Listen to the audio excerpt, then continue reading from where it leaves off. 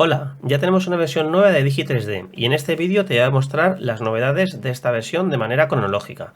La primera de ellas es que la ventana de dibujo permite cargar imágenes en formato FW de manera súper rápida y sin consumir nada de RAM. Creo que esto ya se enseñó en un vídeo previamente, pero como este vídeo es recopilatorio, pues vamos a verlo todo. Voy a cargar este archivo FW que, como puedes ver, pesa 3,58 GB, que es una burrada de imagen, y ya está cargado. Si hago un zoom extendido, aquí lo tengo. Puedo acercarme y lo que está haciendo Digi básicamente es comportarse igual que lo hace el programa Global Mapper, que es únicamente solicitar la parte de la imagen que está en pantalla, de manera que es inmediata la carga. No hemos tenido que esperar media hora a que se cargue, a que se decomprima toda la imagen y que se almacene y además, que se visualice, y además no estamos consumiendo nada de RAM. Voy a cargar un software de Microsoft que se llama Process Explorer. Vamos a ver si aparece.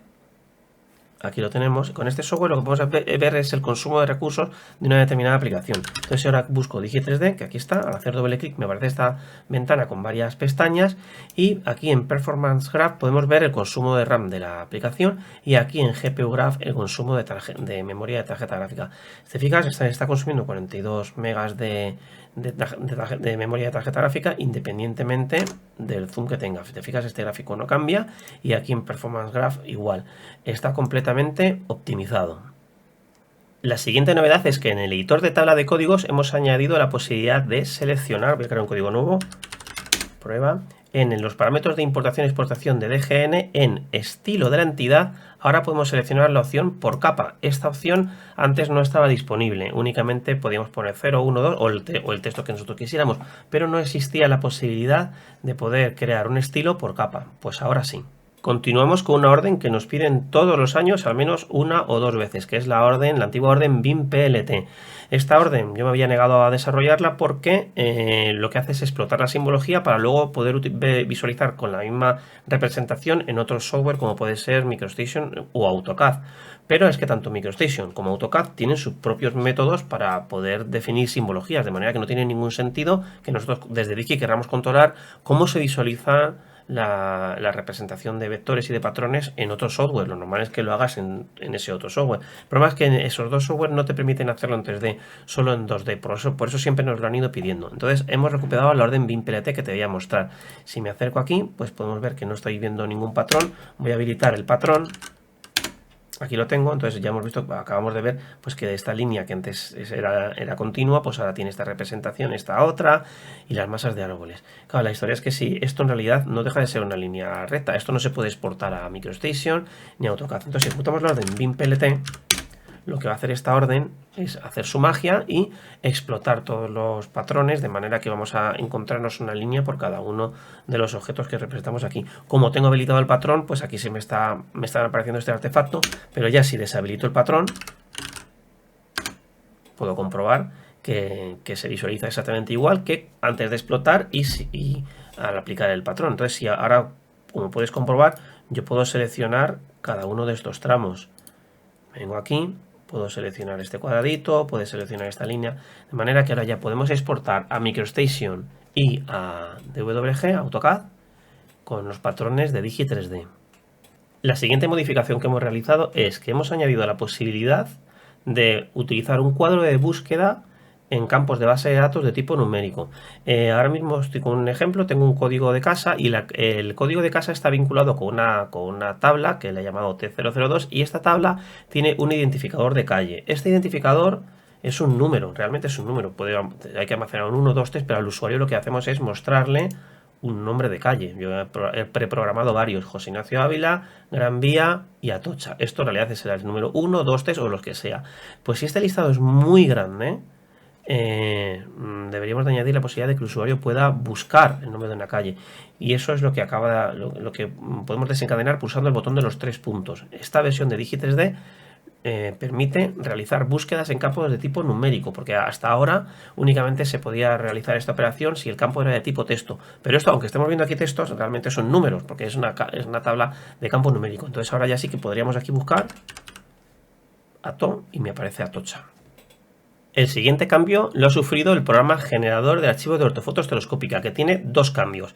El primero de ellos es que hasta esta versión, este campo de aquí que ahora pone valor de altura MDT o MDS por debajo del cual se considera que no hay datos, este valor, en el cuadro de diálogo en la versión anterior no era así. Lo que nos preguntaba era un listado de posibles valores que significaban que el MDT o el MDS no tienen Z. Entonces, algunos software utilizaban el número menos 99.999, otros software utilizaban el número menos 32.767, otros software utilizaban menos 65.535, otros el número menos 9.998, otros hemos visto que era el menos 10.000. Entonces, este listado cada día era más largo y era complicado para el usuario averiguar cuál era. Bueno, de hecho, la única manera que tenía era cargar la imagen en Photoshop y cambiar el Photoshop, el tipo de píxel, indicar ver el tipo de valor, o sea, de tipo coma flotante y sacar el valor. De manera que esto lo hemos cambiado completamente y hemos hecho que el significado sea este, el valor de altura por debajo del cual se considera que un píxel significa que no tiene datos. Entonces aquí puedes poner un valor, nosotros hemos puesto por defecto menos 9.998, entonces siempre que el programa se encuentre en el archivo, en el caso de que sea un GeoTIFF de modelo digital de superficie o del terreno, siempre que se encuentre un valor inferior a este, directamente se considera que no tiene píxel, que no tiene Z. Y además en este cuadro de diálogo teníamos un desplegable, teníamos un campo que nos permitía indicar el factor de división que había que aplicar a la triangulación que genera este archivo. En el archivo HMP se generan ortofotos y una nube una malla de triangulación. ¿Esto para qué era? Porque la malla de triangulación posiblemente era muy densa y la tarjeta gráfica con la que estamos trabajando, la mayoría de usuarios tienen tarjetas gráficas de gama muy baja, y estas tarjetas gráficas no podían visualizar tantos triángulos en tiempo real, y entonces les iba a tirones. Entonces se añadió ese campo para que el usuario pudiera reducir un poquito el número de triángulos. Bueno, esto lo hemos quitado de aquí porque una de las novedades que tiene el sensor de ortofoto estereoscópica es que nos va a permitir cambiar eso en tiempo real. Bien, y aquí estamos con el sensor ortofoto estereoscópica, que ha recibido dos cambios. El primero de ellos es que ahora podemos cambiar el nivel de detalle de la triangulación, que es lo que acabamos de ver en el clip anterior. Voy a habilitar la visualización de triángulos, aquí la tengo. Esta opción tú no la vas a tener, solo la tengo yo, pero me permite visualizar la cantidad de triángulos que tiene el modelo. Como puedes comprobar, utilizando el 100% de resolución de la malla, pues tenemos muchísimos triángulos. Estos triángulos se han sacado del modelo digital de terreno o de superficie. Si tu tarjeta gráfica no tiene potencia suficiente como para poder mostrar todo esto en tiempo real, pues es posible que lo veas muy lento. Entonces hemos añadido esta opción, nivel de detalle, que nos va a permitir cambiar el tamaño de la triangulación. Voy a poner por ejemplo un 4 y, como puedes ver, ahora se está mostrando mucho menos triángulos. La ortofoto sigue siendo la misma, de manera que si habilito esto sigo viendo la ortofoto con toda su resolución. Lo que ha cambiado es la triangulación, pero si mi tarjeta gráfica es lenta, pues ahora al menos puedo visualizar puedo trabajar de una manera mucho más fluida. Y otro cambio que hemos realizado es que, voy a volver a poner aquí un 1, es que si cambio la base, ahora mismo no estás viendo estereoscópicamente porque la base está puesta a 0, pero si pongo por ejemplo una base de 5, ahora en el caso de que no tenga la falta de anaglifo, pues verás las zonas rojas y azules. Si ponemos una base grande, como puede ser por ejemplo 5, al desplazarme hacia la derecha es posible que yo viese por la parte de derecha zonas negras y que de repente aparecían, es decir, que aparecían franjas negras. Si me desplazo para la izquierda, pues aparecían por la parte izquierda, y si rotaba el modelo, pues es posible que apareciesen trozos de cubo que no se visualizan hasta que de repente ya están completamente en pantalla, porque el programa no estaba calculando correctamente. Es un cálculo bastante complejo, no estaba calculando completamente qué teselas entraban dentro de pantalla. Bueno, pues eso lo hemos solucionado y el sensor ha quedado bastante bien. Además, hemos hecho otra modificación, y es que el programa selecciona de manera automática cuál es el nivel piramidal que tiene que seleccionar para que los píxeles se vean correctamente en pantalla, y eso ha incrementado muchísimo el rendimiento en la ventana fotogramétrica para tarjetas gráficas de gama baja. Y seguimos con el sensor de ortofoto estereoscópica. No sé si llegaste a ver el vídeo que publiqué utilizando nuestra aplicación de realidad virtual de la Luna. Esta información, esta ortofoto la descargué de una página web de la NASA, y esta ortofoto estaba en tonos de gris. Y el programa generador de archivos de ortofoto estereoscópica no estaba preparado para trabajar con ortofotos en tonos de gris. Pues hemos modificado este programa y ahora ya podemos trabajar perfectamente con ortofotos en tonos de gris. Seguimos con el sensor de ortofoto estereoscópica. Este sensor, como era completamente nuevo y hubo que programar desde cero la visualización en OpenGL, no era capaz de representar textos. Y ahora en esta versión, como puedes ver, aquí tenemos un texto de Arial y además podemos introducir también, si queremos, elementos puntuales. Voy a ejecutar la orden code, voy a seleccionar puntuales, por ejemplo, árbol puntual, y como puedes ver, puedo digitalizar árboles en la ventana fotogramétrica. Y por último, en el sensor de ortofoto estereoscópica y también en el sensor de Point Cloud hemos hecho la posibilidad de poder encender y apagar códigos en la ventana fotogramétrica. Esto que tenemos aquí es un camino carretero y si saco el panel de visualización de códigos y cambio la visualización de camino carretero, como puedes ver, puedo apagar la visualización de este código en la ventana fotogramétrica en el caso de ortofoto estereoscópica y de sensor de Point Cloud. Voy a hacer una línea que tenga vértices superfluos, hago clic aquí por ejemplo y ahora ejecuto la orden XY y aquí le indico que quiero hacer un valor relativo con respecto al último vértice, voy a ponerle por ejemplo 10 espacio 0 y voy a repetir esto varias veces. Aquí lo tengo. Entonces ahora acabo de hacer una línea que tiene vértices superfluos. Como sabes, la orden gen me va a generalizar esta línea.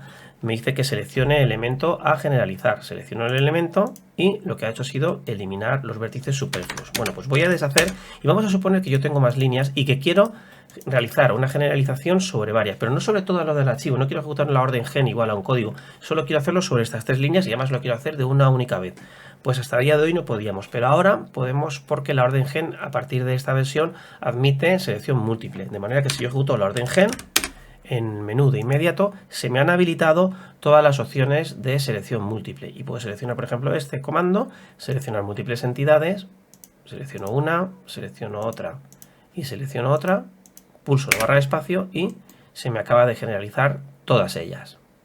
Cuando exporto un archivo, el programa siempre me pregunta el sistema de referencia de coordenadas en el que lo quiero crear. Esto es así porque es posible que yo quisiese transformar este archivo a coordenadas geográficas o que le quiera cambiar el uso. Lo tengo en uso 30, si lo ejecuto la orden exportar y le digo que me lo guarde en el uso 29, Digi se encarga de hacer la transformación. Pero siempre que selecciono la orden exportar, siempre que ejecuto la orden exportar, el programa me pregunta en qué sistema de referencia quiero trabajar y en el 99,9% de las ocasiones siempre vamos a seleccionar el mismo sistema de referencia de coordenadas que tenemos en la ventana de dibujo, de manera que hemos añadido una opción. Vamos a ejecutar la orden archivo, guardar, exportar, voy a poner aquí por ejemplo ABCD, me aparece el cuadro de diálogo de selección de sistema de referencia, pero como puedes ver acabamos de añadir una pestaña nueva denominada ventana de dibujo y esta pestaña, que además viene seleccionada por defecto, tiene cargado el sistema de la ventana de dibujo, de manera que si yo quiero guardar en el mismo sistema, lo único que tengo que hacer es pulsar OK y ya se me acaba de guardar en el mismo sistema que la ventana de dibujo y no tengo que buscarlo. Y hablando de la orden exportar, en ocasiones estamos trabajando con multicodificación y queremos exportar, por ejemplo, a Shapefile únicamente el primer código de las geometrías de mi archivo de dibujo. Voy a crear una geometría con múltiples códigos, por ejemplo, pues con todos estos, ¿vale? Que es una línea, voy a hacer una línea que sea parque natural, parque nacional, nación y límite autonómico, todo esto. Lo selecciono. Esta línea que acabo de dibujar ahora mismo tiene todas esas codificaciones. Bueno, en el caso de que yo quisiese exportar a Shapefile y solo me interese el primer código, porque hay determinados modelos de trabajos en los que en realidad para Digi este código tiene la misma importancia que este. Digi no considera que este sea un código primario y el resto sean secundarios. Para Digi es completamente agnóstico, pero para un proyecto en particular es posible que el primer código sea más importante que el resto de códigos, porque el resto de códigos simplemente aporten metainformación. Bueno, pues en ese caso es posible que nos interese exportar únicamente el primer código. Entonces, para hacer eso hemos añadido una opción nueva en la orden de exportar. En el cuadro de diálogo de guardar como aparece una opción nueva que indica solo el primer código. Si indicamos que sí, solo se exportaría en este caso el primer código de esta geometría con multicodificación. Además, hemos incorporado en el instalador de Digi 3D la última base de datos de EPSG, es decir, la versión 10.066. Hasta el día de hoy se está instalando la versión 59 y ahora pasamos directamente a la 66, de manera que Digi se queda actualizado con la última versión de la base de datos EPSG, y con respecto a la última versión pues tenemos datos nuevos para Angola, Canadá, Noruega y Reino Unido, correcciones en alguna proyección de Francia. Bueno, pues aquí tenemos este listado que lo puedes ver en epsg.org, y como te digo, ahora mismo Digi3D incorpora la ultimísima versión de la base de datos de EPSG.